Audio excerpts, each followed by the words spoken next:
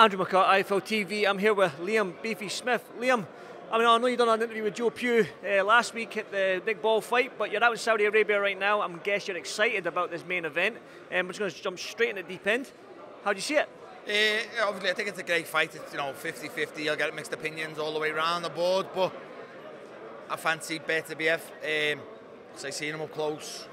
Obviously, his record speaks for itself, and I just think he finds a way, whether he's behind on the cards or what have you. I've seen how hard he punches up close, and yeah, I fancy that. Obviously, the question's always there.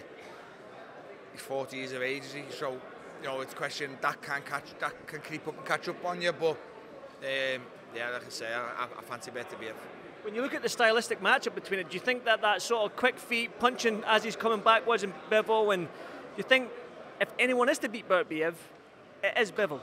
Yeah, obviously, they're two of the best light heavyweights in the sport, so if anyone's going to beat him, it'd probably be Bivol, but if anyone beats Bivol, it's probably going to be Beterbiev. So I just think, it's a great fight, two of them, number 1 and 2, best light heavyweights, all the titles on the line, so it's a fight that we're all looking forward to. You mentioned the 40 years of age in Bivol, but then he's also had them 3 big injuries leading up to these 3 big fights, one with your brother and obviously with Yard, and then this one here with Bivol. So is this going to take a toll? Do you think maybe this is a push too far for Beterbiev? Look, time will tell.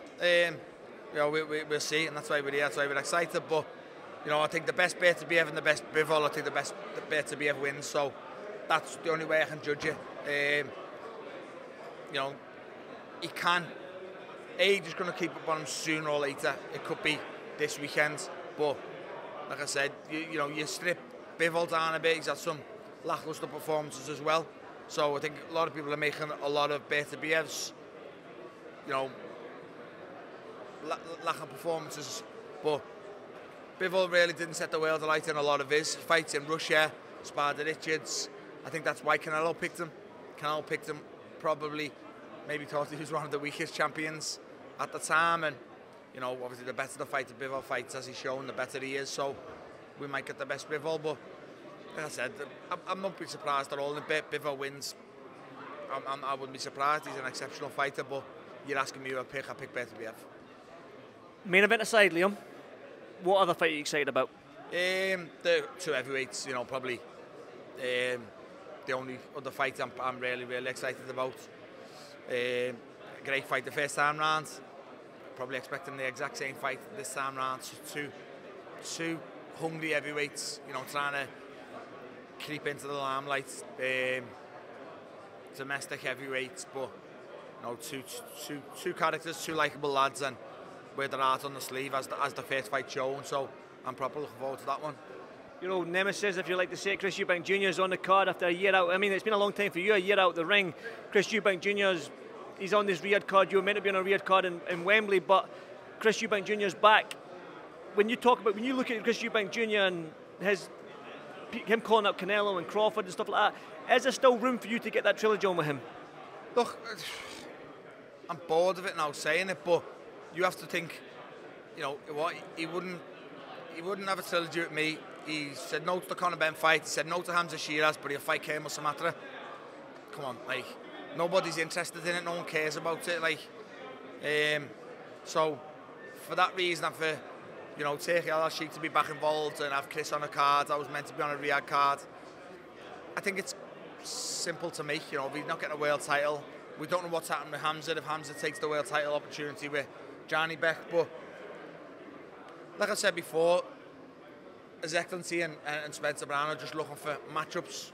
Now, if you go to them with me and Chris, I'm sure they'll have it. I'm sure he'll have Chris and Conor. I'm sure he'll have Hamza and any of them in the mix. Me and Hamza, they're just looking for names that's going to make a good fight. And I think if you put me and Chris, he'll happily put it on a Riyadh card. So it's probably a lot easier to make now than it was beforehand. You mentioned Hamza Shiraz and Conor Benn for Chris Eubank Jr. What about Hamza Shiraz and Conor Benn for you? Yeah, like I said before, any of them names, I think any of them names fit a Riyadh season card. Any of them names I'd love to fight. I'm sure any of them names would make a great fight as well and would get people talking. But look, we have to just see how it plays out. You know, see what gets mentioned, see what comes of it. It's pointless mentioning all these names because all you do is get slagged for it. So any of the names mentioned, you know, I'd love to fight, and I'm sure any of them names would make a good fight as well. Is that why you're here, Liam? Is that why you're here? Because we know Conor Benn's here, we know Hamir is here, we know Chris Eubank Jr is here. Are you here to start shit? No. That's not your style. Shit outside the ring, mate. It's not my cup of tea.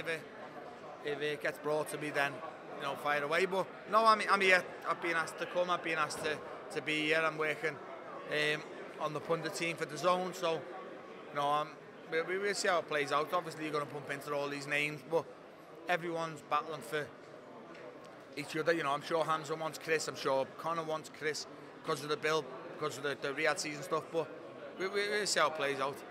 Final one from me. I mean, like I said, you were meant to be on a Riyadh season card. Obviously, you got ill.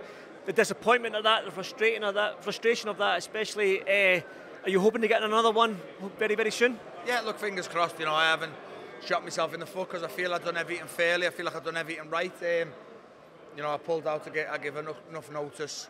I could have seen how I was right up till, you know, the day before the weigh-in and done it then when they couldn't get a replacement. I feel like I've done everything right. Just unfortunately, like I said, you think I wanted to pull off a show at Wembley Arena on a Riyadh season card to be you know, to not fight on that stage? You're mad.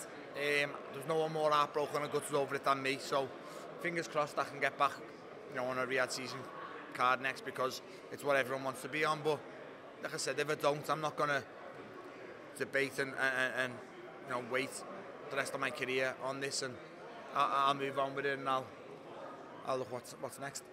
Well, fingers crossed for you. I'm sure you will get on that card again. And listen, enjoy the rest of Saudi Arabia, and I'll see you on the next one. Thanks very much, mate. Thank you, brother. Thank you.